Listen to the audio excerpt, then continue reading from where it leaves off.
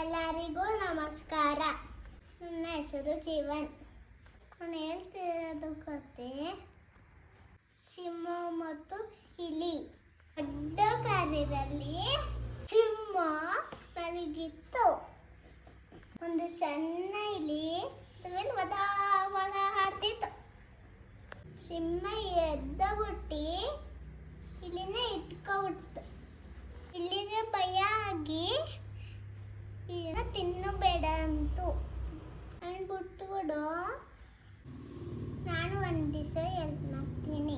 ಆಗ ಸಿಂಹ ನಗಾಡ್ಕೊಂಡೆ ಇಲ್ಲಿಂದ ಬಿಟ್ಬಿಡ್ತು. ಸಿಂಹ ಬೆಲೆಗೆ ಬಿದ್ದುಬಿಡ್ತು. ಇಲಿ ಮರಿ ಬಂದ್ಬಿಟ್ಟು